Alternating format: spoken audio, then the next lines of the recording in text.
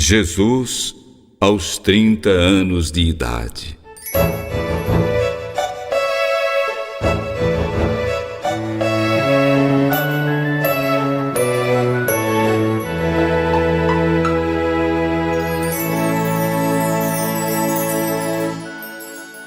Muitos pensam que entre os livros do Novo Testamento, os evangelhos foram os primeiros a serem escritos, porque eles falam de Jesus. Mas não foi assim que as coisas aconteceram na realidade.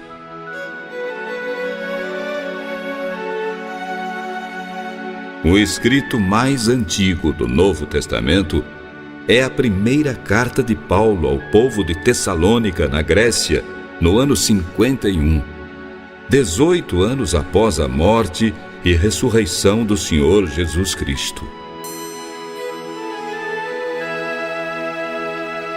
Só por volta do ano 64 aparece o primeiro evangelho, escrito por Marcos.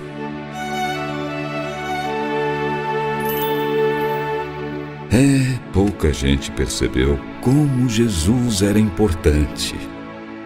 Ele viveu na face da terra há apenas 33 anos. Começou oficialmente o seu trabalho no ano 30. Revolucionou o mundo em apenas 3 anos. Esses 3 anos foram registrados pelas pessoas que conviveram com ele. A notícia foi passando de um para outro, de boca em boca, até se tornar documento escrito muito tempo depois. Portanto, a história se divide em 2 tempos: antes de Cristo e depois de Cristo.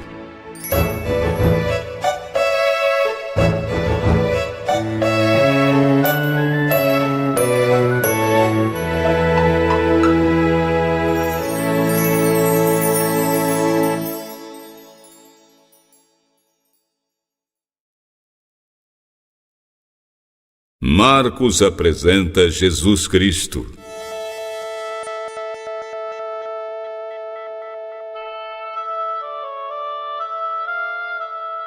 O nome dele é João Marcos, filho de Maria, primo de Barnabé. O evangelista Marcos era natural de Jerusalém. Foi Pedro quem anunciou o evangelho na capital da Judéia.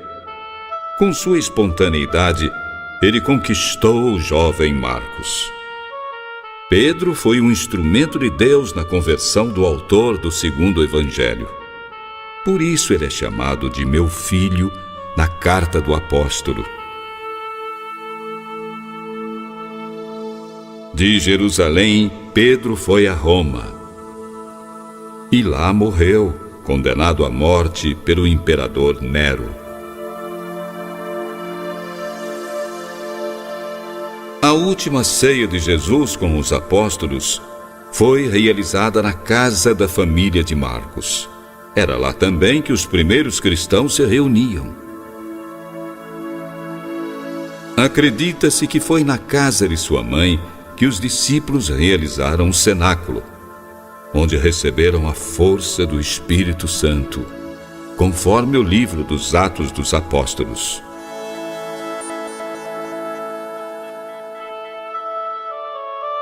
Pedro conhecia muito bem João Marcos. Eles viajavam sempre juntos. E muitas vezes ouvia o apóstolo contar histórias de Jesus, e elas ficavam guardadas, bem vivas na sua memória. Quando Pedro foi condenado à morte, o jovem evangelista escreveu estas histórias de Pedro, para que elas não se perdessem.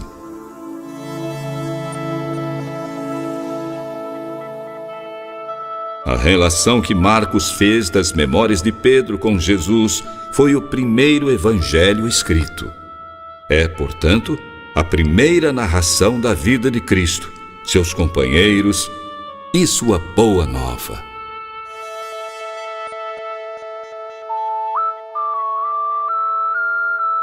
Ao contrário de Mateus, Marcos nunca tentou provar certas revelações e profecias a respeito de Jesus. O seu objetivo sempre foi narrar os fatos da vida do Mestre, porque os atos ensinaram mais do que suas palavras.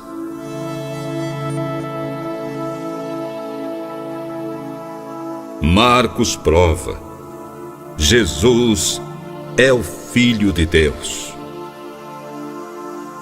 Ele mostra tudo aquilo que o Senhor realizou durante a sua breve passagem pelo mundo. E como Jesus transformou a face da terra.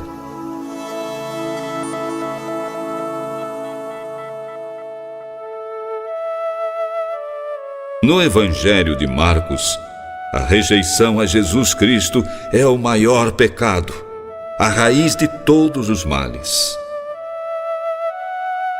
Todo aquele que ouve o Evangelho tem obrigação de aceitar Jesus como Salvador ou assumir as consequências dessa rejeição. O povo no tempo de Jesus escolheu, e o povo em nossos dias também pode escolher.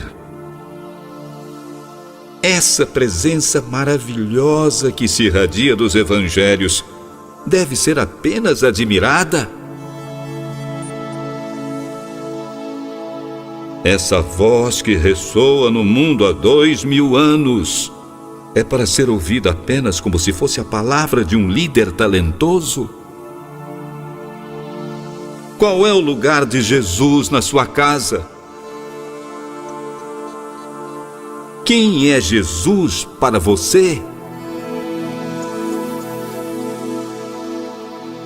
O Evangelho de Marcos exige uma resposta.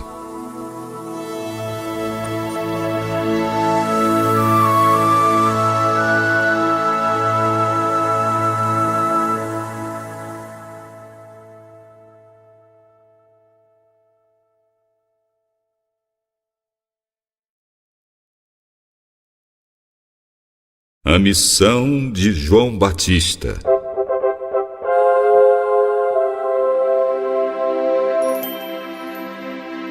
As profecias já estavam se cumprindo.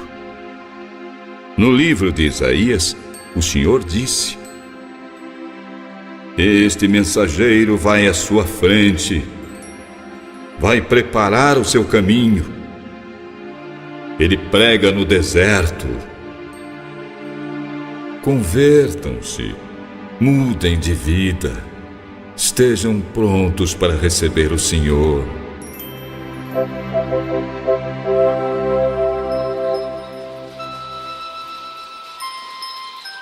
O nome deste mensageiro é João Batista. Ele apareceu no deserto e ensinava que todos deviam ser batizados como prova da sua decisão. Abandonar o pecado e pedir o perdão de Deus. Os moradores da região da Judéia iam para o deserto.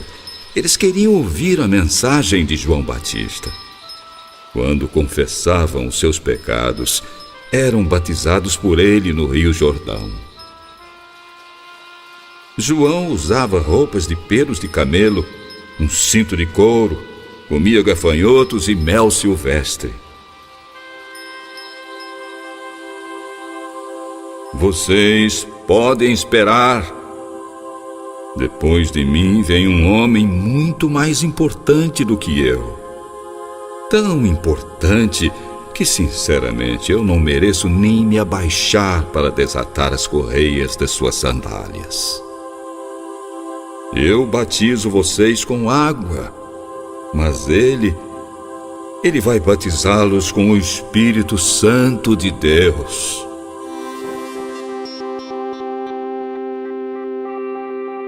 Este homem que João Batista anunciou com tanto amor, dedicação e respeito é Jesus.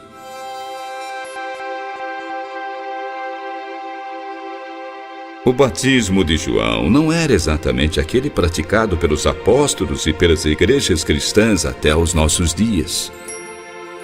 O que o profeta fazia nas águas do Rio Jordão era apenas um sinal de conversão, um gesto de ligação do Velho ao Novo Testamento. As pessoas, ao se batizarem, expressavam o desejo de mudar de vida. Estavam se preparando espiritualmente para a chegada do Filho de Deus. Por isso que João dizia: eu batizo apenas com água.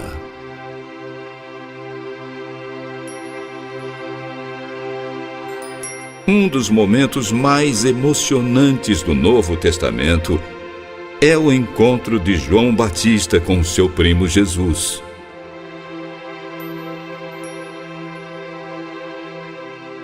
João estava batizando as pessoas normalmente nas águas do grande rio. De repente sentiu algo estranho. Alguém se destacava no meio da multidão.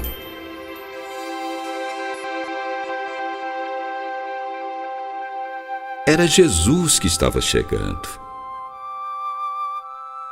Ele caminhou rumo à água mais profunda, onde João estava. João, eu também quero ser batizado. Eu é que preciso ser batizado por você. E você está querendo que eu o batize? Concorde comigo, João. Assim faremos tudo o que Deus quer. Depois do batismo, quando o mestre saía das águas, o céu se abriu.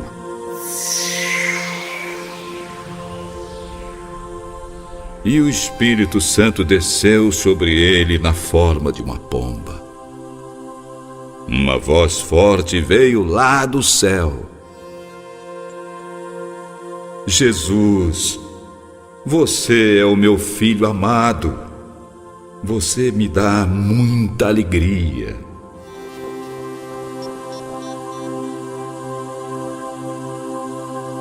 Em seguida, o Espírito Santo levou Jesus para fazer um retiro espiritual no deserto. Durante 40 dias ele permaneceu sozinho, orando e jejuando. Havia muitas feras ali, mas os anjos de Deus o protegiam. Satanás, o anjo da maldade, foi desafiar o Filho de Deus.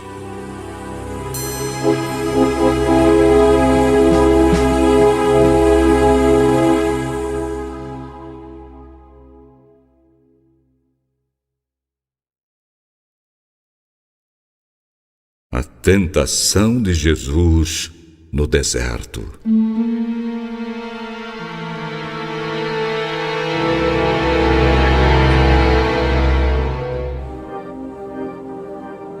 Satanás usa vários atrativos para seduzir uma pessoa. A narração da primeira luta de Jesus contra o diabo revela o quanto é preciso orar e vigiar para não cair em tentação. No final dos 40 dias em que Jesus orava e jejuava no deserto, ele sentiu muita sede, muita fome. O diabo se aproveitou da situação e tornou ainda mais intensos seus ataques. Ele queria envergonhar e derrotar Jesus, para que ele não cumprisse a grande missão de inaugurar o reino de Deus na terra. O diabo começou com a tentação do apetite. Se você é mesmo o Filho de Deus, eu quero ver. Transforme esta pedra aqui em pão. As Escrituras afirmam: nem só de pão vive o homem. Satanás então levou Jesus para o alto de um monte e exibiu diante dos seus olhos as grandes tentações dos reinos deste mundo.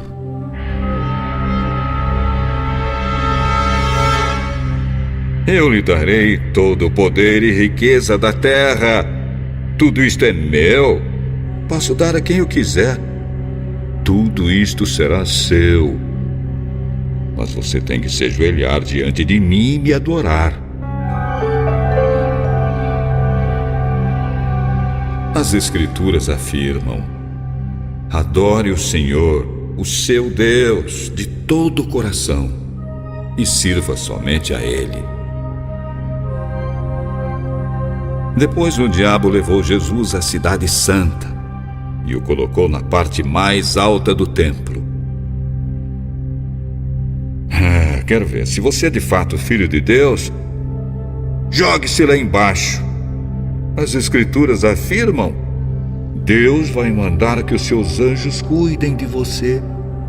E eles naturalmente vão segurá-lo com as suas mãos para que nem mesmo os seus pés fiquem machucados nas pedras.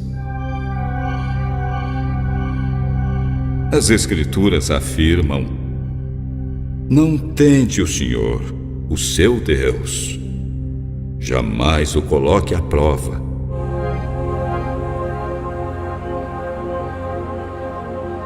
O diabo usou de todas as suas artimanhas para derrotar Jesus, mas não conseguiu. O Filho de Deus estava fortalecido pelo poder do Espírito Santo e pelo grande amor do Pai. Vá embora, Satanás! As Sagradas Escrituras afirmam: adore o Senhor, o seu Deus, e sirva somente a Ele.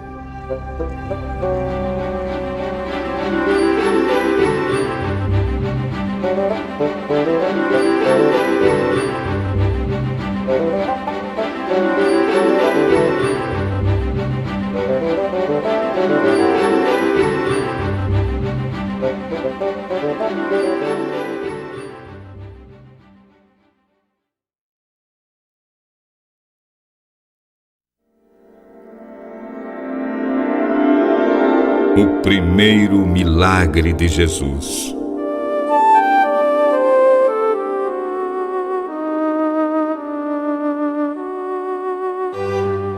Houve um casamento no povoado de Caná, região da Galileia. A mãe de Jesus estava lá. Ele e os seus discípulos também tinham sido convidados. Maria então se dirigiu ao filho. Jesus, o vinho acabou. Ainda não chegou a minha hora, mãe. Mesmo assim, ela disse aos empregados: escutem, façam tudo o que Jesus mandar.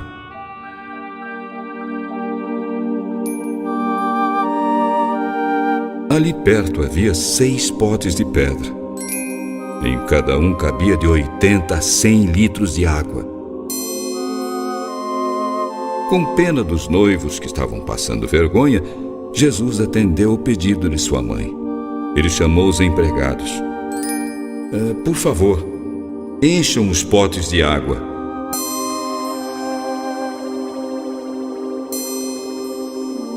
Eles encheram todos os potes, até a boca.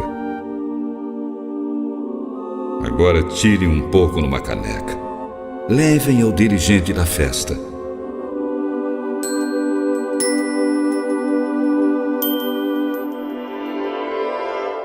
De onde veio este vinho tão gostoso? O noivo deve saber. Todos servem primeiro o vinho bom e depois que os convidados bebem à vontade, aí sim, eles servem o vinho inferior. Mas você, hein? Guardou o melhor vinho para o fim.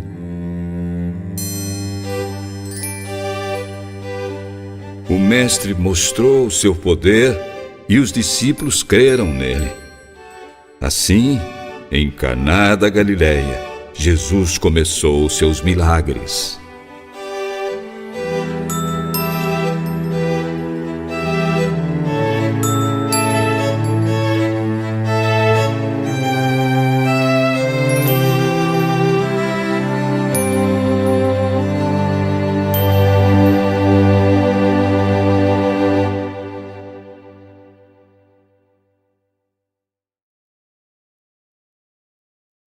O começo do trabalho de Jesus.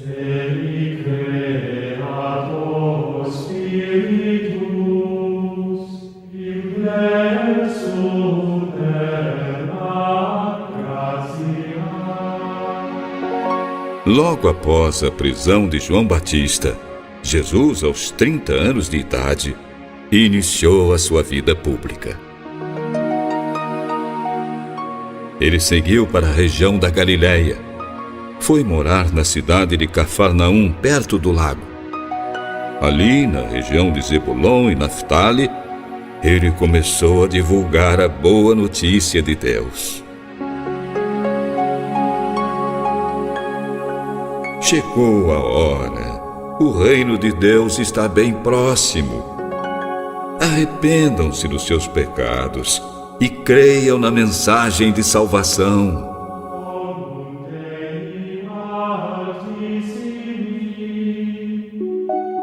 Jesus viu 2 homens pescando com rede. Eram os irmãos Pedro e André. Venham comigo. Eu vou ensinar vocês a pescar homens e mulheres para o reino de Deus. Pedro e André imediatamente largaram a rede e acompanharam Jesus. Um pouco mais adiante, eles encontraram outros 2 pescadores. Eram os filhos de Zebedeu, Tiago e João. Eles consertavam as redes no barco.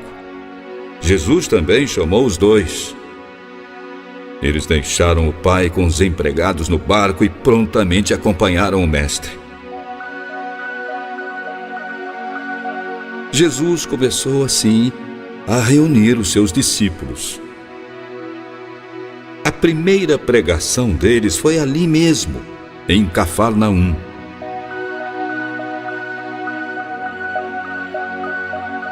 Era um dia de sábado. O povo todo estava reunido na sinagoga. As pessoas que ouviram a pregação ficaram admiradas com o jeito simples de Jesus ensinar. Ele falava com muita autoridade e não como os professores da lei. Então apareceu ali um homem que estava dominado por um espírito mau. É o que o Senhor deseja de nós, Jesus de Nazaré. Veio aqui nos destruir? Sabemos muito bem que o Senhor é o Santo Filho de Deus. Cale a boca, demônio! Saia deste homem! Então o maligno agitou violentamente o homem. Saiu dele.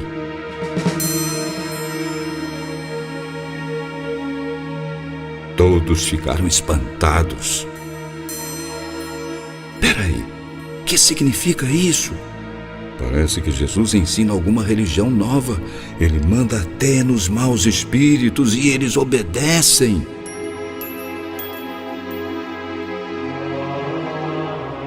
E a fama de Jesus, bem depressa, começou a se espalhar por toda a região da Galileia.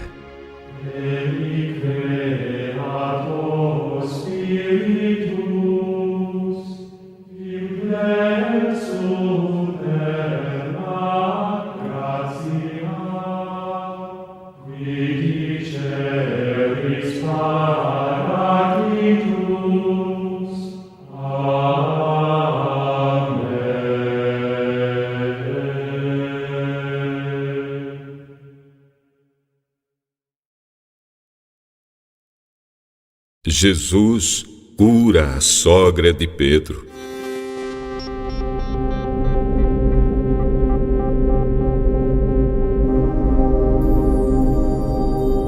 Jesus e seus amigos João e Tiago deixaram a sinagoga e foram à casa de Pedro e André. A sogra de Pedro estava de cama, com uma febre muito alta. Ela está muito doente, mestre.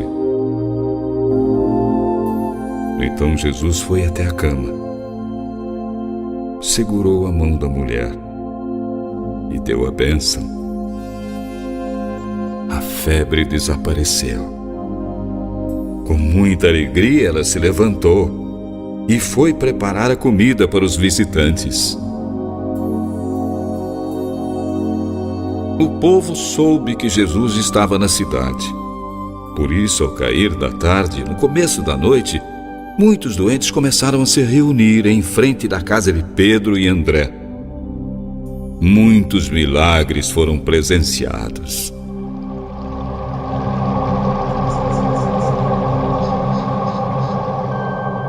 Jesus curou diversas pessoas e ordenou aos demônios que saíssem definitivamente de suas vítimas. Era tarde da noite quando o mestre e seus companheiros foram dormir.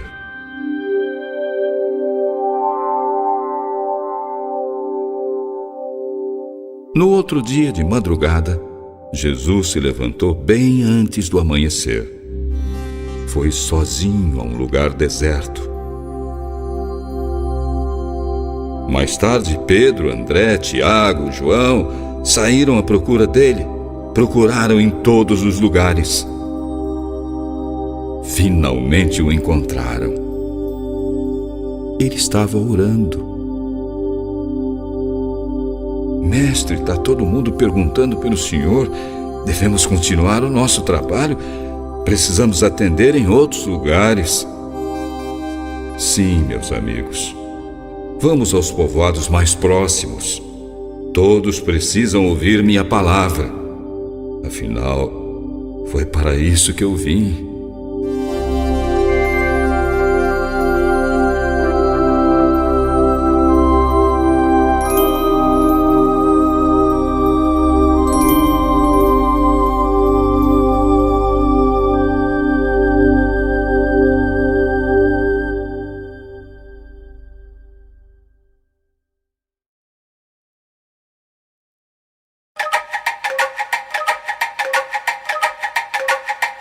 A família de Jesus.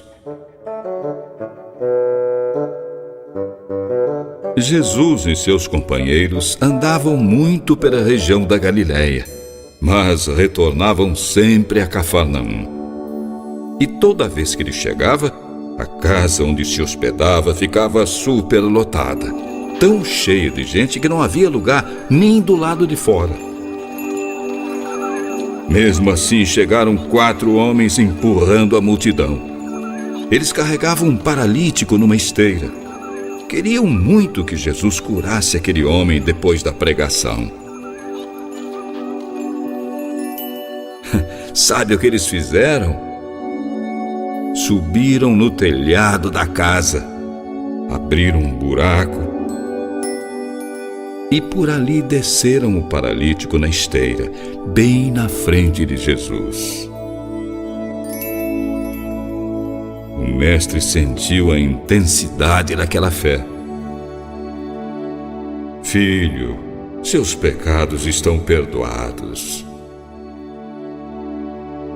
Alguns líderes judeus ouviram o que Jesus disse e comentavam baixinho entre eles: que negócio é esse? Como é que ele tem coragem de falar assim? É uma blasfêmia. Ele acha que é Deus. Só Deus pode perdoar pecados. Jesus sentiu o pensamento deles. Por que a minha palavra incomoda vocês? Eu sou o Messias. Tenho autoridade na terra para perdoar os pecados. Sei que falar é muito fácil. Qualquer um poderia afirmar isso.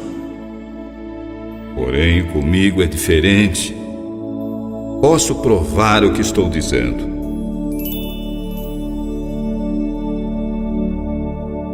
Então Jesus voltou-se para o homem, estendeu os braços e olhou firme nos olhos dele.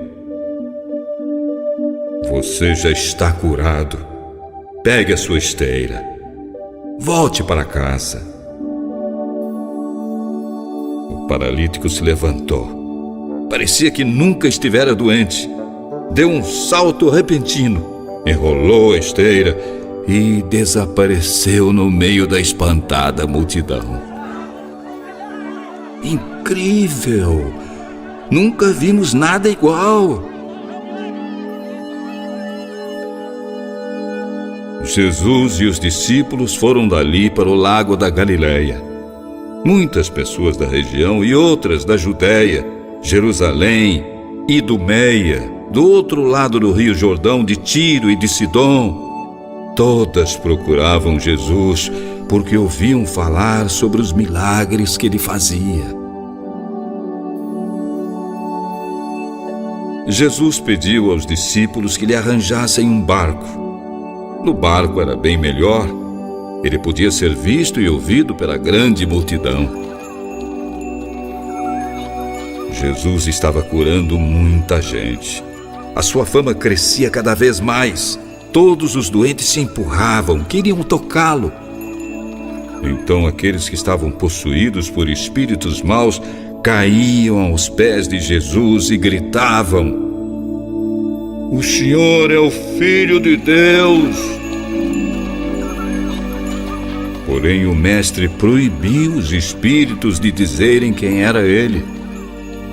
Ainda não havia chegado a hora de se revelar.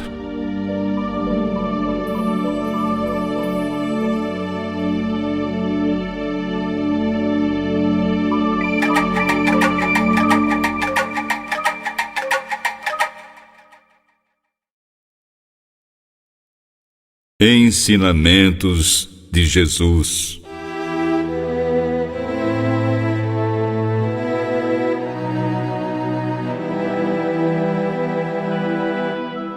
Os seguidores de João Batista e os fariseus estavam acostumados a fazer jejum. Ficar sem comer de vez em quando fazia parte da sua religião. Algumas pessoas vieram saber: Jesus, os seguidores de João e os fariseus jejuam. Por que os discípulos do Senhor não jejuam? Vocês acham que os convidados para o casamento jejuam enquanto o noivo está com ele?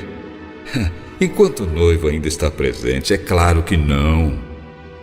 Mas chegará o tempo em que o noivo não poderá estar no meio deles. Aí sim, aí eles vão jejuar.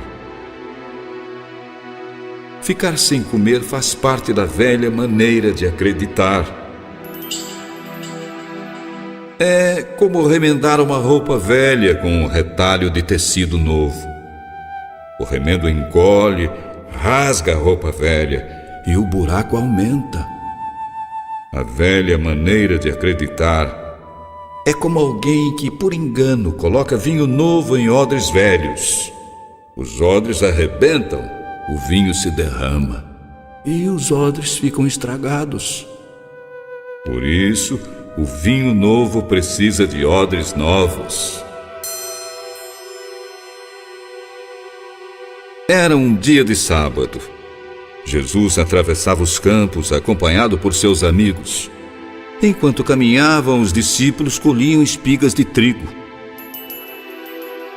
Por que os seus discípulos estão fazendo o que a nossa lei proíbe fazer no sábado? Eles não podem fazer isso. É contra a nossa lei colher grãos no sábado.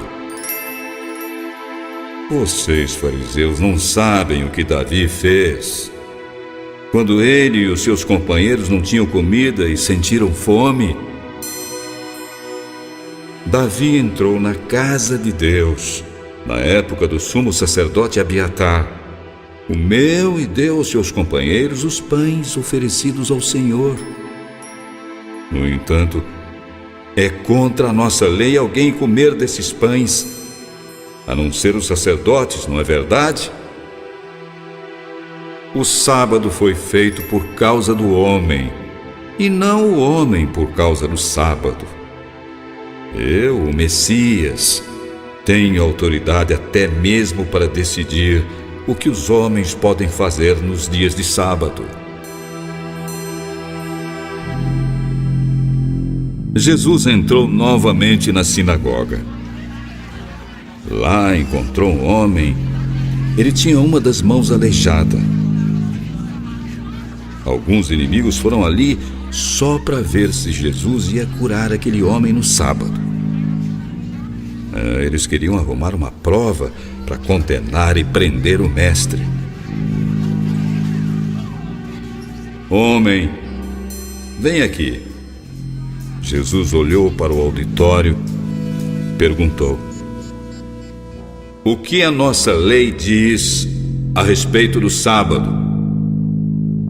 É permitido fazer o bem nesse dia?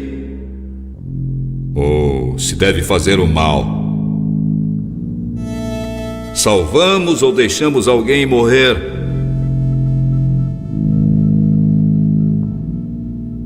Silêncio total.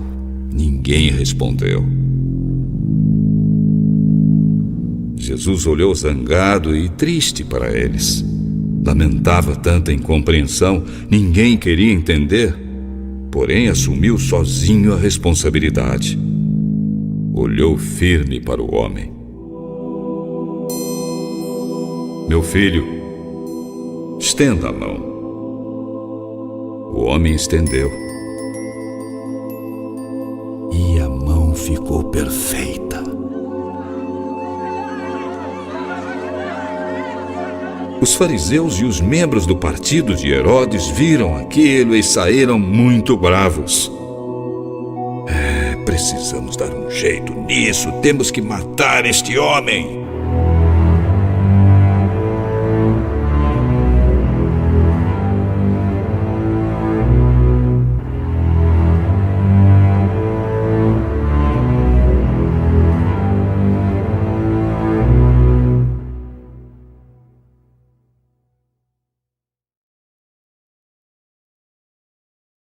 Jesus escolhe os 12 apóstolos.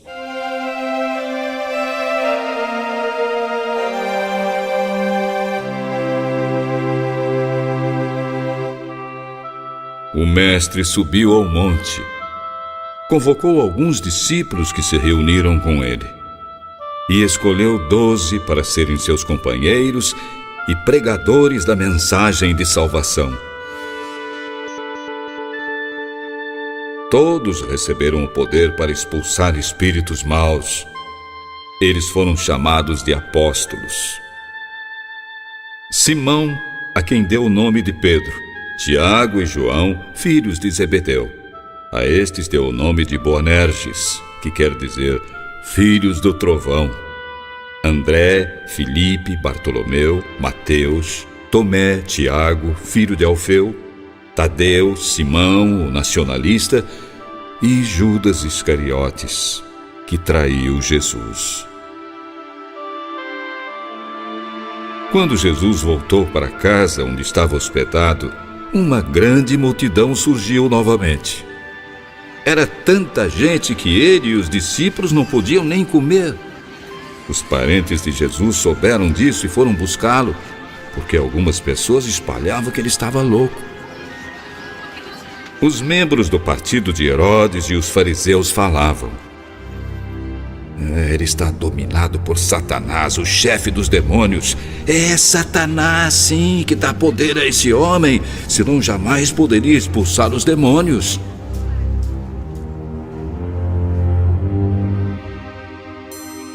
Por isso Jesus começou a ensinar por meio de parábolas.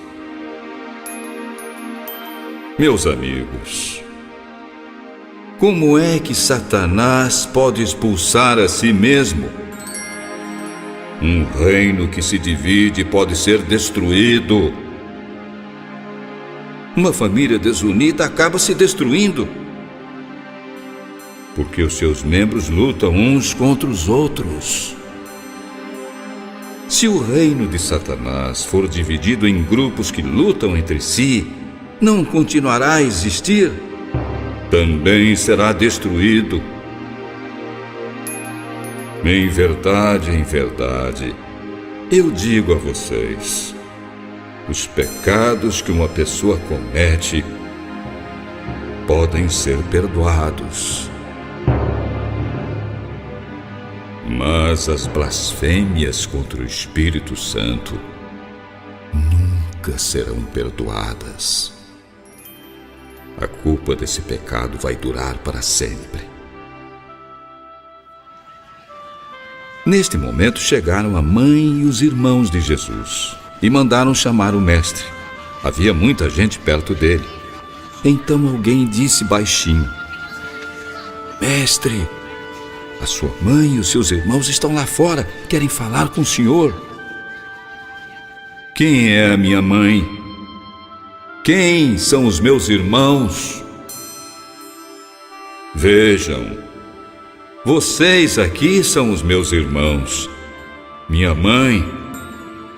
Aqueles que fazem a vontade de Deus são meus irmãos, irmã, mãe.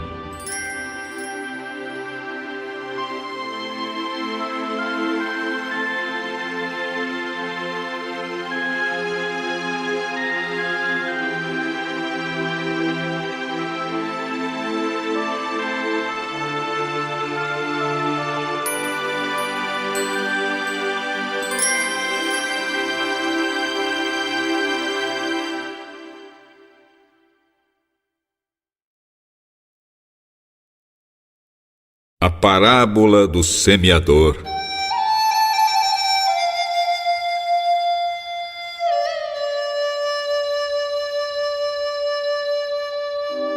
Mais uma vez o mestre começou a ensinar perto do lago da Galileia.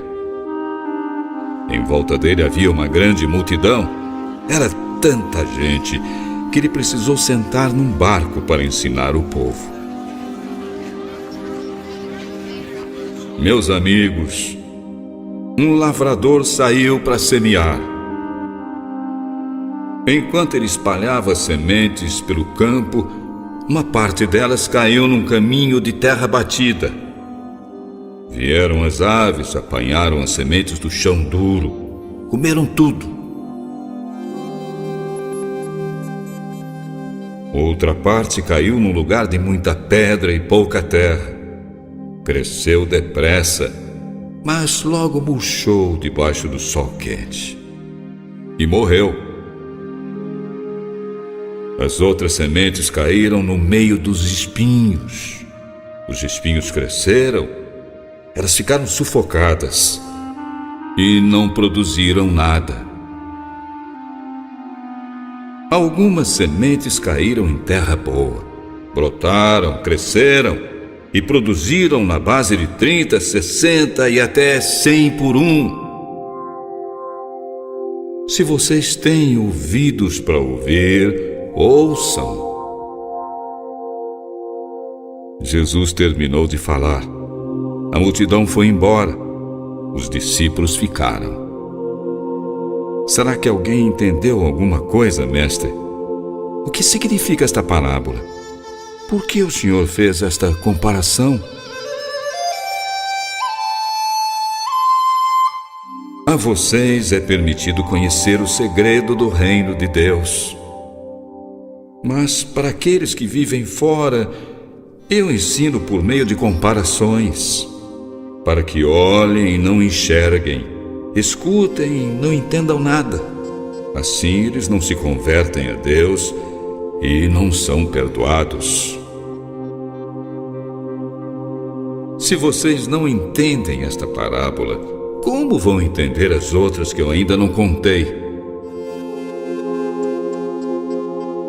O lavrador é qualquer um que semeia a mensagem de Deus com o propósito de plantar a boa semente na vida dos outros.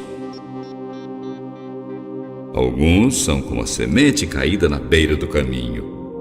Logo que escutam, o demônio faz com que imediatamente esqueçam o que ouviram. Outros são como a semente caída em terreno onde havia muita pedra. Quando ouvem a mensagem, aceitam com alegria, mas duram pouco, porque eles não têm raízes. Quando chegam os sofrimentos e as perseguições, desistem logo. Outros ainda parecem a semente caída no meio dos espinhos. Eles ouvem a mensagem, Mas quando surgem as preocupações deste mundo, a ilusão das riquezas e outras ambições, eles sufocam a mensagem e não produzem nenhum fruto. Mas existem aqueles que são como a semente lançada em terra fértil. Eles ouvem, aceitam, entendem a mensagem. Assim produzem muitos frutos, uns 30, outros 60 e outros ainda 100 vezes mais. O reino de Deus é como o homem que joga a semente na terra e volta para casa. Enquanto os dias passam, a semente cresce, independente do trabalho dele. A terra faz a semente brotar e crescer por si mesma. Ele não sabe como isso acontece. Primeiro surge a planta, depois a espiga e mais tarde os grãos que enchem a espiga. Então o lavrador vem e colhe o fruto. Como eu posso descrever o reino de Deus? É como a semente de mostarda, a menor de todas as sementes. Depois de semeada, cresce muito e se torna uma das maiores plantas. Os seus ramos ficam tão grandes que os pássaros fazem seus ninhos para se abrigarem debaixo de suas folhagens. Assim, meus amigos, é o reino de Deus.